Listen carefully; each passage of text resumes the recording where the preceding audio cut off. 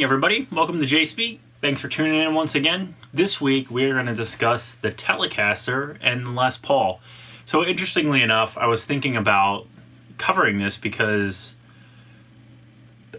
I'm not necessarily a Les Paul guy, but I like Gibsons. They're my primary guitar manufacturer that I prefer, but not necessarily the Les Paul. The Les Paul I always thought sat a little weird, like the bow of the guitar, the body, just the way it sat on my knee wasn't great. Now, for the most part, I played standing up for years, like gigging and all that kind of stuff, but now that I record a lot more, I sit with them more, so, stuff like a flying V is a little, it's awkward, but, manageable, not a big deal. But the Telecaster and the Les Paul, they're similar shapes, right? But they don't necessarily sit the same way. I think the difference is a lot of the weight of the Les Paul is in the body, in the bottom. And in the Telecaster, it's a little more balanced as far as the wood. Now, granted, there's no maple cap on them. They're just solid, and they're usually alder or a different type of wood, not necessarily mahogany and maple tops. And Les Pauls are known for being just heavy instruments. That's why over the years, Gibson has made, the Swiss cheese, the holes, the 9-hole thing, 8-hole, whatever it is, and different routings, the weight relief, blah, blah, blah, blah, blah. So the Telecasters are generally pretty solid, except for where they route the pickup controls, the pickups and the controls, sorry. So interestingly enough, Tim Shaw designed pickups for Gibson in the 80s. I believe it was the earlier 80s instead of the later, which I think were Bill Lawrence. But anyway, Tim Shaw recently, in the 2017 line of Fenders, redid their whole pickup line.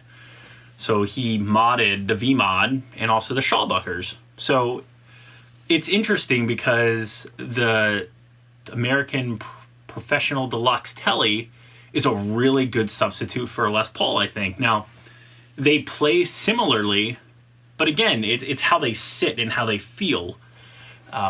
But the new necks on the Telecasters, and well, actually the whole Fender line, they're really nice.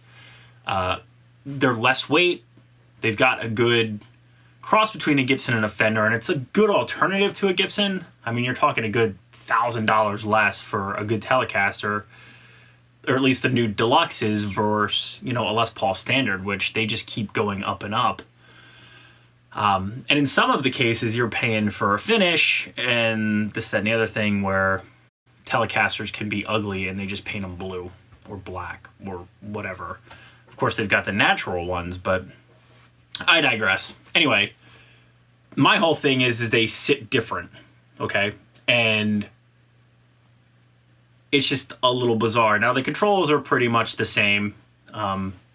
They've at least tailored them to mirror each other, but the upper fret access is pretty much the same. The necks on the Gibsons are a little thicker, whereas the Telecasters are not, and that new deep C shape is a lot different than what they used to do, and that's really nice, and that's really nice with the fretwork. So anyway, I hope that helps as far as, some of the differences between a Telecaster and a Les Paul. You've got the weight, how they sit, pickups. Obviously, this year's a little different because I think they kind of went more of the lines of the Gibson thing than the Fender thing by getting Mr. Shaw on board. You have the cost, which, it's pretty dramatic. And it's obviously a different flavor. So the last thing I'll say is a Telecaster Pro Deluxe is kind of a different flavor to a Gibson, and it gets you playing a Tele. So thanks for listening. Thanks for watching. If you have a question, comment, please leave it below. I'd love to hear from you. More to come next week. Many more videos to come. Don't miss one sub.